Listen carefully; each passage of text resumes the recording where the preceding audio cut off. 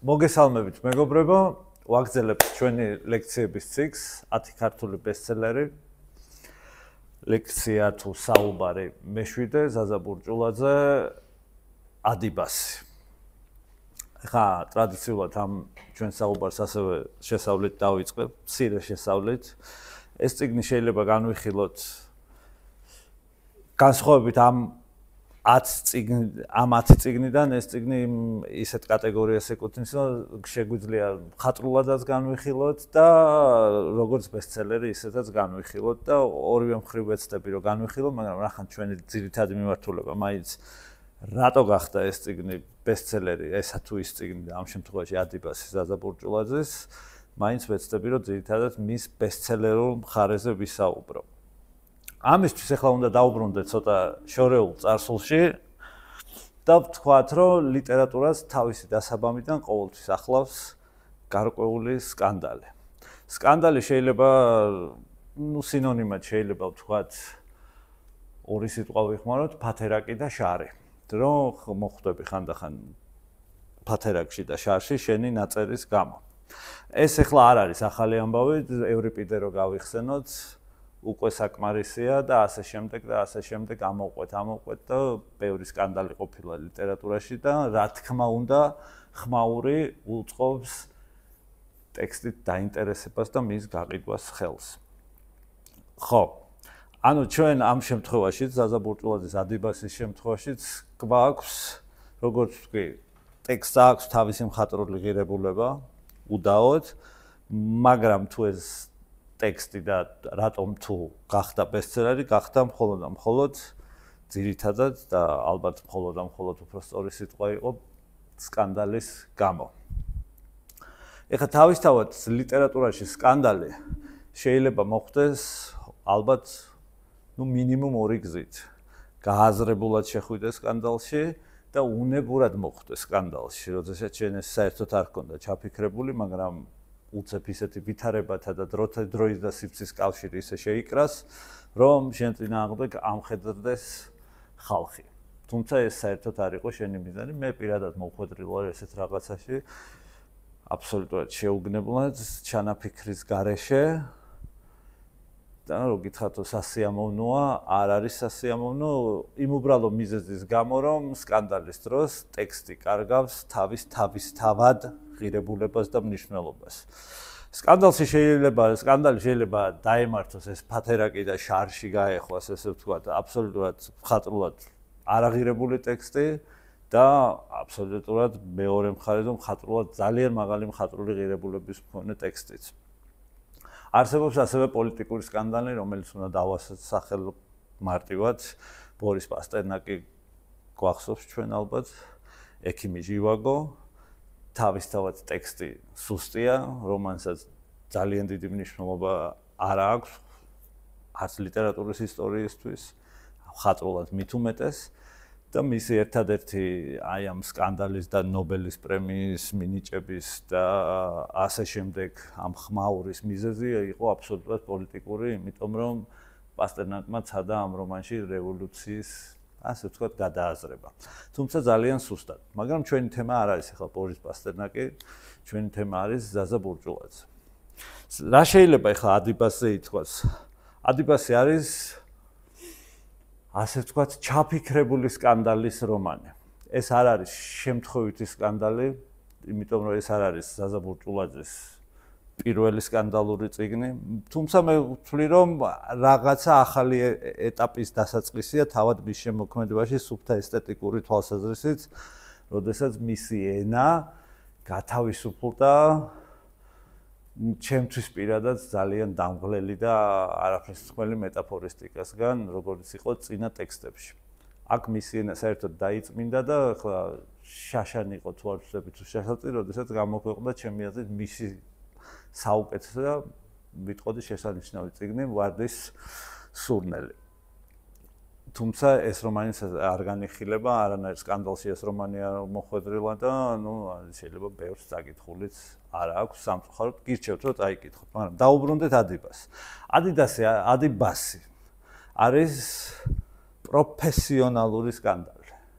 პროფესიონალური სკანდალი რას ნიშნავს? როცა შენ შეგნებულად აწყობ ტექსტს ისე, რომ წინასწარ იცი ამის ფსიქოლოგიური რეაქცია. ანუ ადამიანი წინასწარ აგდებ ტექსტში ისეთ რაღაცას, რომ აი წინასწარ იცი, რომ ამას დავწერ და ექნება ეს რეაქცია. აი ამას დავწერ და ეს ექნება ეს. რამდენად უწყობს ახლა ეს თავის თავად ტექსტის მაღალ მხატვრულობას. ეს საინტერესო საკითხია.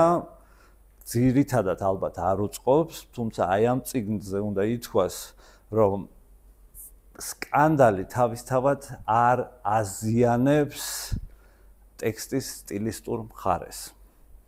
ანუ შეიძლებოდა რომ ეს რომანი თეორიაში უკეთესი რომანი ყოფილიყო, ალბათ არა, ალბათ ამ შემთხვევაში ზაზამ გააკეთა მაქსიმუმი აი ამ ტექსტის და ამ სტრუქტურაში, მეტი არაფრის გაკეთებაც არ შეიძლებოდა. და აი ხა რას გულისხმობ აქ? თავისთავად ზაზა ბურჭულაძე არის ანუ მე ვიტყოდი ჩემი ანტი რა ქვია მაგას, ანტიპოდი, ხო? ანუ დეტალების მწერალია. ოღონდ არა ფსიქოლოგიური დეტალების, არამედ დოკუმენტური დეტალების. ანუ მის ნაწერებში ძალიან დიდი მნიშვნელობა უსულო საგნებს. თუმცა, რა თქმა უნდა, ზუსტად ახლა და ეს უსულო საგნების აღწერა ყოველთვის ხდება ძალიან კონკრეტულ გარემოში და ესეც იწვევს ზოგიერთი მკითხველისთვის ტექსტი, ასე ვთქვათ, დიზაინის თვალსაზრისით ხდება ძალიან ახლობელი, იმიტომ რომ თვითონ არის იმ შენობაში ნამყოფი, იმ ქუჩაზე გაუვლია, თვითონაც ყოფილა დაუშვათ იმ რესტორანში, რომელიც აღწერილია და ასე შემდეგ. ანუ ეს დოკუმენტური მომენტი ძალიან მნიშვნელოვანია. მაგრამ ამ შემთხვევაში მაინც სკანდალი არის გარკვეული ტაბუებს. ანუ სკანდალი არის გარკვეული ვერბალური სივრცის შექმნაზე ეროტიკული თუ პორნოგრაფიული კონოტაცია თუ რაც ქვია ამას ამ კონტექსტში. პირადად მე ვარ ამის დიდი ისეთი მხარდამჭერი ლიტერატურაში არა, რა თქმა უნდა, არ ვარ, მაგრამ ერთია მე რას ვფიქრობ და მეორეა ადამიანებს რა აინტერესებს. აქედან გამომდინარე აი ზუსტად ამ სტილური სისუფთავის და პროფესიონალიზმის და აი ამ სკანდალის ჯამი ქმნის ძალიან საინტერესო და მე პირადად ამ ტექსტისადმი მაქვს ვიხმარ ამ სიტყვას ამბივალენტური დამოკიდებულება. ანუ ერთი მხრივ ვერაფერს ვერ უწუნებ პროფესიონალური თვალსაზრისით, მაგრამ მეორე მხრივ აი ძალიან არ მაინტერესებს რაც ხდება თვითონ ეს ვითარება და გარემო. ანუ პატივს ვცემ წერლის პროფესიონალიზმს, მაგრამ შინაარსი ჩემთვის არის ნაკლებად საინტერესო. თუმცა დარწმუნებული ვარ იმაშიც, რომ როდესაც ზაზა ამ წიგნს წერდა, ჩემზე ნამდვილად არ ფიქრობდა და ჩემი ტიპის მკითხველს. ეხლა ჩვენ უნდა ეს წიგნი გამოქვეყნდა 2000 მე მგონი 8 წლის ომის შემდეგ თავისთავად ეს იყო ალბათ 2009 უკვე როცა გამოქვეყნდა და ამ წიგნში თავისთავად რუსეთ-საქართველოს ომი არის წამყვანი თემა. აქ ეხლა უნდა გავიხსენო ეს მომენტი, როდესაც ეს ომი მოხდა. ეს არ არის ერთადერთი ტექსტი, რომელიც შექმნილა ამ თემაზე და ძალიან სწრაფად შეიქმნა. რამდენიმე რომანი დაიწერა. დაიწერა, ასე ვთქვათ, ალტერნატიული ისტორია და პირდაპირ ბატალური რომანიც, რო ვთქვათ, რაღაცა გურამ მეგრელიშვილის რომანი დაიწერა ირატარულ. დავწერე ასევე მე რომანი სიყვარული და მსხალი, რომელიც არ არის ბატალური, არამედ შეეხება უფრო ომის ფინანსურ ფსიქოლოგიურ მხარეს და დაწერა ზაზამ ეს რომანი. ოღონდ ამ უცნაური არის ის, რომ ჩამოთვლილი ეს 3 რომანი, 2 არის აბსოლუტურად სიუჟეტის მქონე და ზაზას რომანი არის კოლაჟური, ფრაგმენტული, რაც ასევე, რა თქმა უნდა, წინასწარი ჩანაფიქრია თვითონ როგორ ერთი მხრივ ომი არაფერს არ ცვლის და ხდება და მეორე მხრივ როგორ მაინც ქვეცნობიერად ეს მიდის ყველაფერი ქაოსში და ამიტომ არის რომანი არის კოლაჟური. ამ მხრივ ეს რომანი მე მაგონებს დოს პასოსის რომანებს არ ვიცი ხა ზაზასთან ამ თემაზე მე არ მისაუბრია რამდენად იყო დაუშვათ დოს პასოსის რომანები ამ შემთხვევაში მისთვის მნიშვნელოვანი ან ზოგადად მისთვის მნიშვნელოვანი ესეც არ ვიცი. თუმცა მე ასეთი შთაბეჭდილება მჩება. ეხლა რას ქმნის ეს ფრაგმენტულობა? ანუ ჩვენ ვიცით რომ ბესტსელერისთვის ძალიან მნიშვნელოვანია შეკრული სიუჟეტი. ანუ ერთ-ერთი მთავარი ბესტსელერის თვისება არის რომ სიუჟეტი იყოს დაუშვათ კლასიკური დიკენსის სიუჟეტივით. არა თლად დაბადება სიკვდილი, მაგრამ დაწყებული რაღაცა ერთი ამბავი, რომელიც სადღაც გასრულდება და შეიკრება. ეს ასეთი წიგნი არ არის. რაც კიდევ ერთხელ მაფიქრებინებს იმას, რომ ამ წიგნის მთავარი მიზეზი, რატომაც ეს ბესტსელერი გახდა, არის რამდენიმე ეპიზოდი, რომელიც მაშინ იმ კონკრეტულ დროს ითვლებოდა ტაბუების ან კონკრეტული ტაბუს დანგრევად. საინტერესოა, იმიტომ რომ თანამედროვე დღევანდელ ლიტერატურას თუ გადავხედავთ, ყველა მეორე უკვე ამაზე წერს და არავის რეაქცია არ აქვს. მაგრამ მოდით ნუ დაუკარგავთ მაინც ზაზას დამსახურებას, რომ ერთ-ერთი პირველი იყო. არა, ალბათ სულ პირველი მაინც დათო ბარბაქაძე იყო. თუმცა იქ ეს თემა მაინც უფრო ინტელექტუალურ რეგისტრშია და აქ უკვე ყოფაშია შემოტანილი. რა შეიძლება კიდევ ვთქვათ, ეხლა გვაქვს ეს არის ტიპიური ურბანული ტექსტი. ანუ არანაირად არ ხდება ამის განვრცობა. ოღონდ აქვე უნდა ვთქვათ, რომ თვითონ ეს კოლაჟური დამოკიდებულება და კოლაჟის სტრუქტურა ასევე არ გვაძლევს საშუალებას, რომ მაინც და მაინც რომელიმე კონკრეტულ პერსონაჟზე ვკონცენტრირდეთ.